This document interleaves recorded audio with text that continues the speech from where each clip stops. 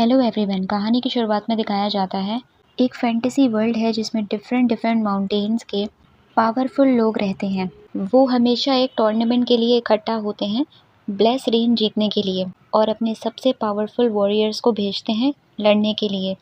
उसी एक याओ गुएंग माउंटेन से होती है हमारी फीमेल लीड, जिसका नाम होता है मिंगी, जो कि काफ़ी सालों से ये टूर्नामेंट लगातार जीत रही थी। मगर इसका एक सबसे बड़ा राज होता है, इसकी माँ ने बचपन से ही इसके ऊपर ऐसा मैजिक किया हुआ होता है कि किसी को भी नहीं पता होता कि ये लड़की है। सब इसे लड़का समझते हैं क्योंकि वो उसकी अपीयरेंस ही चेंज कर देती है। ये याओ गुएंग माउंटेन के बादशाह की बेटी होती है, जिसे सब बेटा समझते हैं। आज के टूर्नामेंट में भी ये ऑलमोस्ट जीत चुकी होती है कि अचानक से हमारे मेन लीड की एंट्री होती है, जिसका नाम होता है जे बोजाई। ये अबेस माउंटेन से होता है। इसके आते ही आज पहली बार मिंगी फाइट में हार जाती है। सब लोग शॉक हो जाते हैं कि ये क्या हो गया, और सिर्फ हारती ही नहीं बल्कि उसके शरीर में जहर भी चढ़ जाता है जी बुझाई की पावर की वजह से, जिससे उसकी पावर ही बहुत कम हो जाती है और वो ब्लेस रेन जी बुझाई के माउंटेन को मिल जाती है।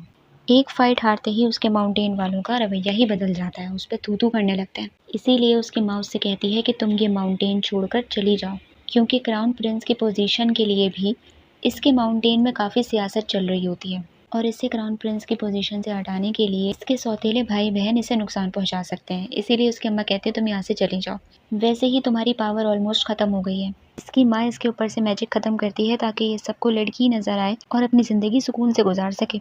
मगर मिंग ही को हार कबूल नहीं होती। वो जी बुझाई को ढूंढ कर उसके करीब रहने का मंसूबा बनाती है, क्योंकि ये जहर उसको उसी की वजह से चढ़ा होता है, और इसे पता चल जाता है कि ये ऐसा यूनिक जहर है जिसका एंटीडोट किसी के पास नहीं है सिवाय जी बुझाई के। इसीलिए वो जी बुझाई के पास अपनी रियल लड़की वाली आइडेंटिटी के साथ जाती है, उसको प्यार के जाल में फंसाने के लिए, उसके इर्द गिर्द रहने के लिए, ताकि उससे एंटीडोट छीन सके। जब वो जी बुझाई से मिलती है तो उसे पता चलता है कि वो कोई वॉरियर नहीं होता, बल्कि वो तो एक कैदी होता है अबेस माउंटेन का।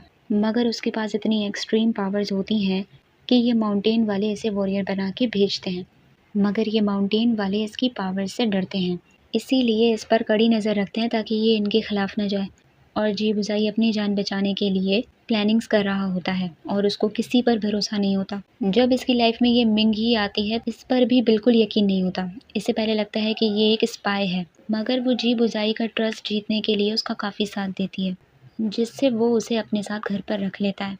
वो जी बुझाई के दुश्मनों के साथ लड़ने में उसकी काफ़ी मदद करती है। फिर एक वक्त ऐसा आता है कि वो उसका ट्रस्ट जीत लेती है। जी बुझाई को उससे बेपनाह मोहब्बत भी हो जाती है। मैंगी को भी इससे मोहब्बत होने लग जाती है, मगर वो अपने मिशन को ज़्यादा प्रायोरिटी दे रही होती है और जी बुझाई को धोखे में रखकर उस एंटीडोट तक पहुंच जाती है। मगर उतने में ही जी बुझाई के सामने सारा राज खुल जाता है और उसे गलत लगता है। उसे ऐसा लगता है कि शायद ये भी दूसरों की तरह इस एंटीडोट के पीछे थी। उसका दिल टूट जाता है, इसीलिए वो गुस्से में एंटीडोट ही डिस्ट्रॉय कर देता है और उससे कहता है कि आइंदा मुझे अपनी शक्ल मत दिखाना। वो भी उसे कुछ एक्सप्लेन नहीं करती और वहाँ से चली जाती है।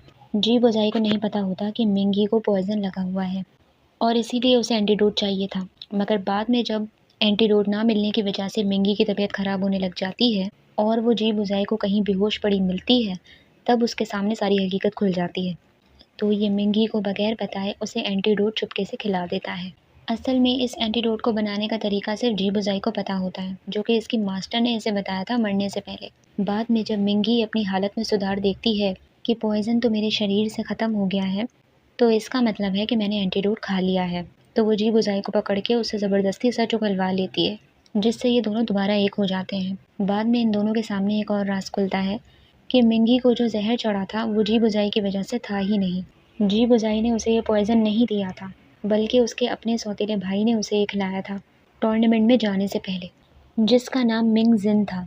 वो भी जी बुझाई जिस माउंटेन में रहता है, वहाँ के बादशाह के भाई के साथ मिलके उसने ये मंसूबा बनाया होता, क्योंकि वो मिंगी से जलता था कि वो क्यों क्राउन प्रिंस बनी हुई है, मुझे क्राउन प्रिंस बनना है, ये हार जाएगी तो फिर पोजीशन मुझे मिल जाएगी। और ऊपर से इस कहानी में एक और सबसे बड़ा सच खुलता है। इस कहानी के अंदर बहुत सारी ट्विस्ट हैं, ये उनमें से एक है कि मिंग यी जो है वो याओ गुएंग माउंटेन से नहीं होती।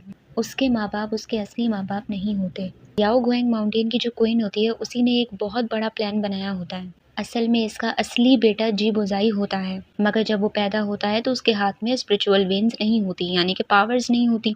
तो ये डर जाती है कि अगर ये बात किंग को पता चल गई या बाकी सबको पता चल गई तो इसकी पोजीशन खतरे में आ जाएगी। इसका बेटा क्राउन प्रिंस नहीं बन पाएगा, क्योंकि उस वक्त इसका शौहर यानी कि किंग जो है वो अपनी कॉन्कोबाइन को ज़्यादा इंपॉर्टेंस देता था, उससे ज़्यादा प्यार करता था। तभी उस माउंटेन में किसी और वॉरियर की बेटी पैदा होती है और ये वही मिंग ही होती है, जिसका फादर तो जेल में होता है और बच्ची को जन्म देते ही उसकी माँ की डेथ हो जाती है। उस बच्ची को सिर्फ उसकी बहन पाल रही होती है, जिसका नाम होता है यूलान।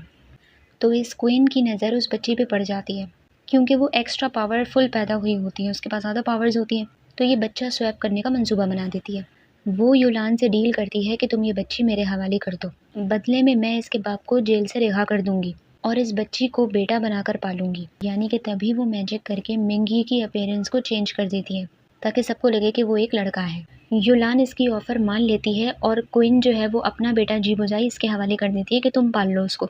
मगर बाद में यूलान को गिल्ट होने लग जाता है कि मैंने मिंगी को उसके हवाले क्यों किया।